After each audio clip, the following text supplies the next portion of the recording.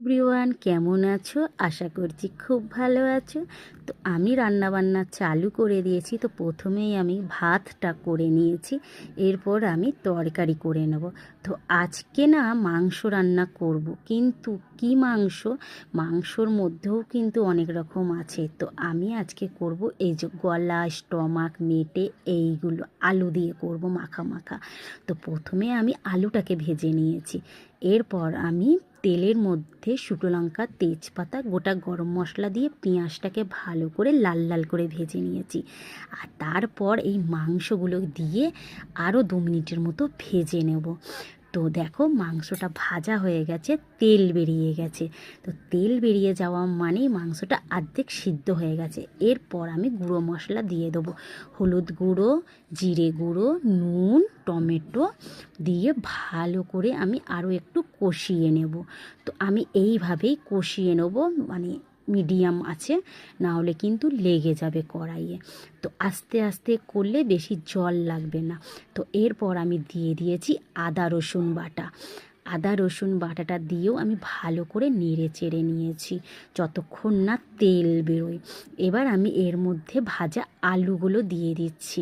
তো আলুগুলো দেওয়ার পরও আমি আরও একটু নেড়ে নেবো ভালো করে, মশলাটা কষিয়ে নেবো ভালো করে, নাহলে কিন্তু মশলা কাঁচা গন্ধ বেরোবে।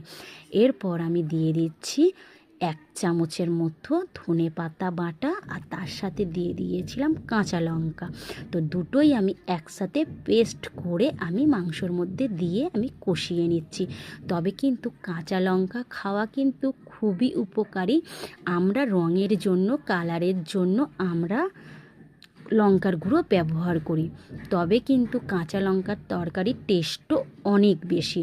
তো তোমরাও কিন্তু কাঁচা লঙ্কা খেতে পারো। তো আমি এদিকে মাংসটা কষিয়ে জল দিয়ে ঢাকা দিয়ে দিলাম। আর তার সাথে করে নেব আমি একটু কুমড়ো ভাজা। তো কুমড়ো ভাজার মধ্যে আমি দিয়ে দিয়েছি ফোড়নে কালো জিরে আর একটা শুকনো লঙ্কা। তো এইভাবেই আমি কুমড়োটা ভেজে নেব। মিষ্টি কুমড়োতে কিছু লাগে না সেরকম কিছু। তো এইভাবে আমি করি। তোমরা চাইলে পেঁয়াজও দিতে পারো, আমি পেঁয়াজও দিই, কিন্তু আজকে দিইনি। তো নুন হলুদ দিয়ে আমি কুমড়োটা ভালো করে ভেজে নেব। আর কুমড়ো ভাজা খেতে কিন্তু খুব ভালো লাগে, শুধুও কিন্তু গরম ভাতের সাথে খুব ভালো লাগে। আর আর তোমরা তো জানোই, যে কোনো রান্না করতে গেলে একটু সময়ের প্রয়োজন হয়। তো সময় নিয়ে যদি রান্না করা হয় তো সেই স্বাদ অতুলনীয় হয়, কিন্তু খুব ভালো লাগে। তো